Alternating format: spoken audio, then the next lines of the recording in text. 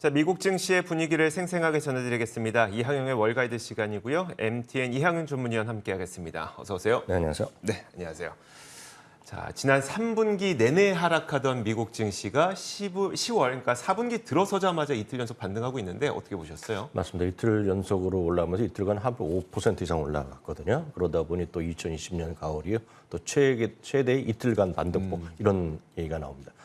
그만큼 시장에서 워낙 많이 떨어진 이후에 또 반등이기 때문에 일단은 반갑다고 할 수 있겠죠.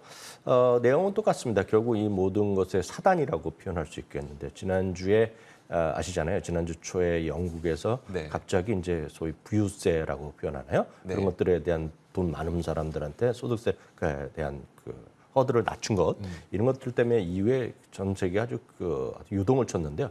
그래서 일주일 만에 이제 영국에서 없던 일을 하다 보니 영국의 파운드화는 회복하고 영국의 금리가 좀 내려가고 이런 것들이 미국으로 오면서 금리 하락 그리고 또 미국의 달러 하락 그리고 유가는 또 이틀 연속 반등. 어저께랑 오늘이랑 똑같은 모습이 됐습니다. 다만 어저께는 막판에 상승폭이 약간 줄어들었다면 오늘은 거의 막바지까지 거침없는 반등세를 이어가는 정도였기 때문에 똑같은 모습이 어제 오늘 있었다라고 저는 이해를 하고 있습니다. 물론 종목으로 이제 트위트란 것이 하나 튀어나오면서 약간의 또 변동성이 있었지만 나머지는 제가 봤을 때 똑같은 스토리라고 일단 이해하고 싶습니다.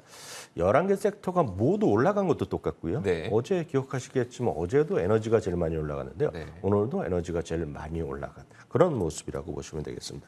10년물, 2년물 금리추를 한 번에 같이 보여드리겠는데요. 10년물은 특히 한때 3.5% 수준까지 내려가기도 했었거든요. 그만큼 10년물, 2년물이 빠른 속도로 또 조금씩 내려갔다라고 보셔야 되겠습니다. 그러다 보니 이제 정책 금리의 전망을 우리가 파생 상품을 통해서 확인할 수 있겠는데요.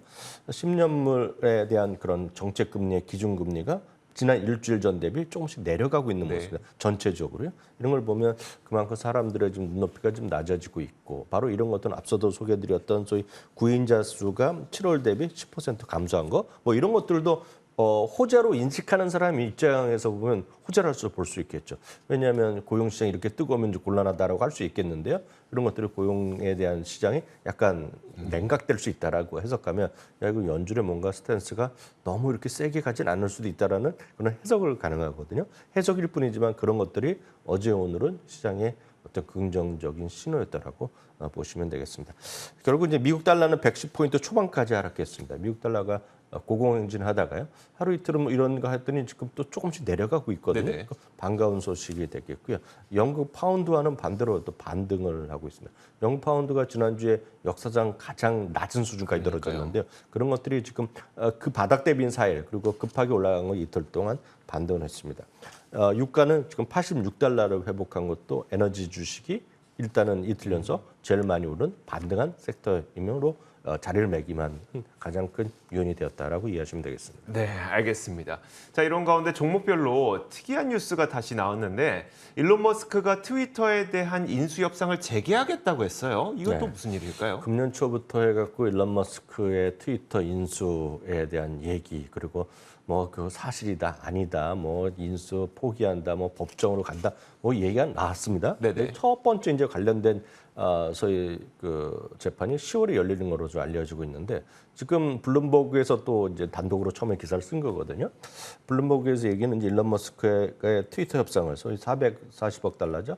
우리나라 보면 엄청난 돈이 7조 원 이상인가요? 뭐 엄청난 돈이잖아요. 이 부분을 일단은 재개하는 것으로 좀 알려지고 있는 거죠.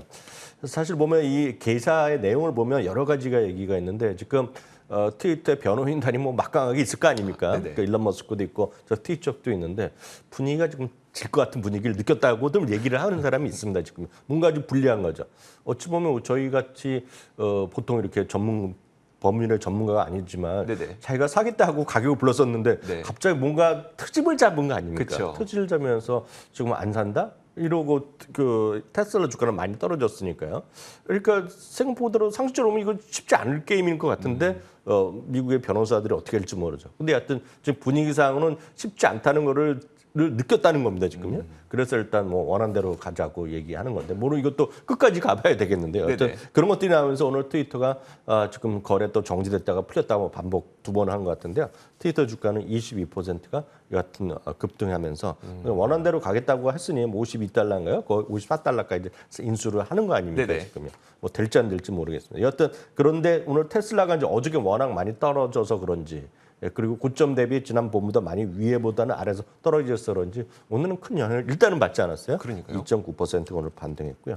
앞선 코너에도 얘기 나왔지만 리비안이 13.8% 올라갔습니다. 3분기 생산이 67%가 늘었다는데 워낙 이제 대수는 적다는 거 지금 이해하시면 좋겠고요. 어저께 이제 국내 뉴스에서도 크게 이제 다뤄졌던 거 아닙니까? 네이버가 이제 중고 그 매매 사이트죠. 포시마크를 인수한 거 발표됐는데요. 포시마크도 오늘 13%가 이제 급등하는 모습으로 끝났습니다. JP모건에서 길리어드 사이언스의 투자 의견을 중립에서 매수로 목표 주가를 꽤 올려놨습니다. 4.8%가 길리어드 사이언스 올라가는 특징이 되겠고요. UBS에서 도미노 피자의 투자 의견을 역시 중립에서 매수. 목표 주가는 다만 조금 내려놨는데요. 오늘 도미노 피자가 4.8% 올라갔습니다. 그밖에 이제 자동차에 대해서 이제 우리 많이 생각해 볼 필요가 있겠는데, 어쨌든 자동차는 지금 3분기에 상당히 전체적으로 생산이 좀 회복되고 있고 판매도 약간 슬로했다고 하지만 판매가 전체적으로 괜찮거든요. 이것은 그만큼 이미 소비재에 대한 기대감이 분명히 있습니다. 물론 전체적으로 시장이 다 떨어지면 할 말이 없겠으나 실제로 내년도에 앞으로 12개월이 과거 11개월보다 전체적으로 이익이 증가하는 쪽 보면 이미 소비재가 가장 압도적이고요. 그리고 이미 소비재는 가장 중심에 이제 자동차라는 것이 있거든요.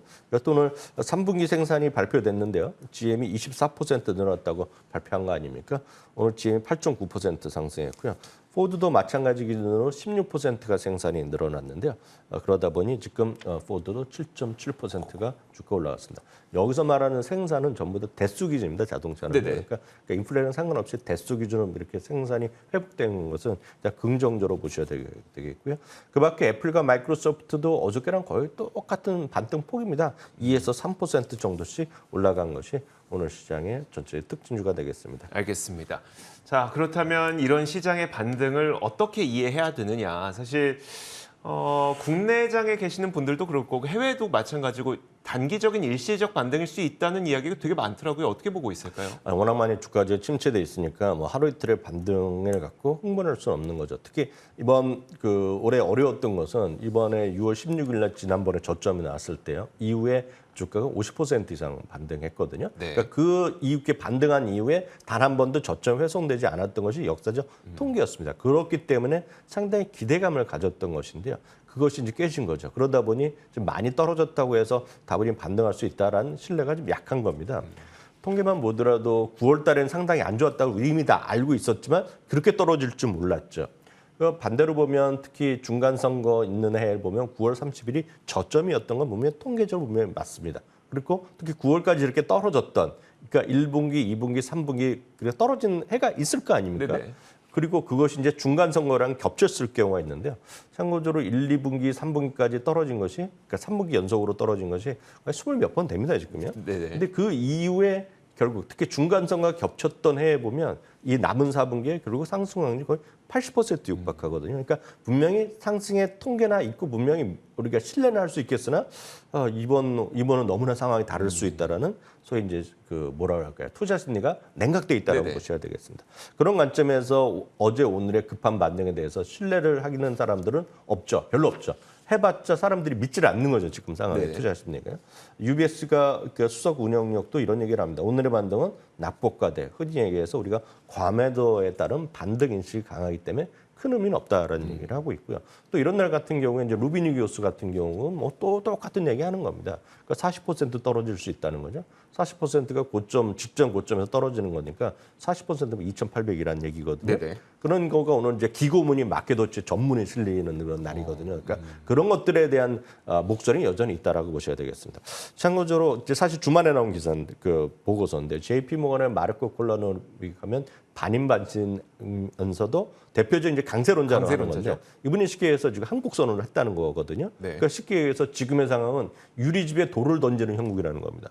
유리집 집 사실 벽돌 집에는 그나 그런 시멘트 집은 돌을 던져도 깨지지 않잖아요. 그렇죠. 유리집으로 유리집 우리 쉽게 해서 온실이라고 생각해 보시면 그 간단한 돌만 던져도 깨지는 거 아닙니까? 네네. 그만큼 시장이 전체적으로 어렵다는 것인데요. 워낙 자체적인 자기네 목표는 4,800이라는 지수 목표를 갖고 있는데 연말까지 이것이 안 될 가능성이 있다는 거고 심지어는 내년 이후까지 넘어갈 수 있다는 것인데 가장 큰 것은 뭐 자기네가 의견은 지정학적 위협이 완화되고 통화 정책도 이렇게 매파적이지 않아도 되는데 쉽게 해서 실수하고 있다는 겁니다. 지금 통화 정책 이런 건 너무 과도하고 하고 있기 때문에 자기네가 지금 못 맞추고 있다는 것이라서 아쉬움을 표현했다는 정도 이해를 하시면 되겠고요. 반면에 또 예를 들어서 그 여전히 강세론자를 보이는 탐리 같은 경우에는 인플레이션이 피크를 쳤다는 얘기를 하고 있고요. 그리고 역시 생각보다 많이 물가가 떨어지지 않는다는 비판적인 시각이 분명히 있지만 물가 떨어지는 속도도 중요하겠지만 결국 밸류에이션이 결국 모든 것을 설명한다는 거죠. 밸류에이션 15.4배까지 떨어졌거든요. 네네. 15.4배로 보면 진짜 상당히 낮은 거거든요. 그러니까 평균 5년 평균, 10년 평균보다 상당히 아래였기 때문에 이렇게 되면 약간의 계기만 되면 상당히 강한 리바운드가 있다. 여전히 그 전고점을 회복할 수 있다는 얘기까지는 안 하지만 빅 라운드라는 걸, 빅 리바운드라는 표현을 쓰고 있거든요. 엄청나게 크게 반등할 수 있다는 여전히 목소리를 하고 있다라고 이해하시면 되겠습니다. 근데 워낙 투자 심리가 안 좋다 보니까 강세론자가 아무리 좋은 얘기를 한다고 하더라도 사실 믿는 분들은 없을 거고 오히려 이렇게 투자 심리가 안 좋을 때는 좀 무서운 경고에 조금 더 많은 신경이 쓰이게 되더라고요. 근데 이런 와중에 되게 무서운 경고가 나왔다면서요? 그런 소리 많이 나오죠. 특히 시티그룹과 크레딧 스위스는 그 연말의 목표 주가로 줄하향하는 모습도 네. 보이고 있고요. 또 하나 그 헤지펀드 유명한 분인데요. HCI 리스크 매니지먼트라는 곳에서는 자기가 여태까지 경험하지 못한 사상 최악의 리세션이 지금 오고 있다는 얘기를 하고 있고요. 여전히 이분은 뭐 헤지펀드이기 때문에 롱, 숏 플레이를 다 하고 있는데 여전히 숏을 많이 한다. 공매도를 쉽게 해서 많이 한다는 겁니다. 우리 쪽으로 말씀드리면 그중에서 많은 분들이 좋아하는 것들을 성장주이는 것은 여전히 자기는 공매도 숏 플레이를 하고 있다고 하니까 여전히 그만큼 시장에 대한 경고의 목소리도 여전히 많고 이런 사람들의 목소리가 커져 있고 그 와중에 아까도 말씀드렸던 루비니 같은 교수 같은 경우가 오늘도 그냥 큰 목소리를 내고 있다라고 이해하시면 되겠습니다. 알겠습니다. 자, 그렇다면은 마지막으로 한 가지만 더요. 그 3분기 이익 그 실적 시즌이 좀 다가오고 있기 때문에 이번 3분기 실적 시즌 좀 어떻게 전망되고 있을까요? 전반적으로 눈높이가 많이 낮아지고 네네. 있다는 것이 팩트입니다. 물론 3분기 실적 시즌이 시작되면 이렇게 눈높이가 낮아진 것이 다시 회복되는 것이 왕왕 있는 건 맞는데요.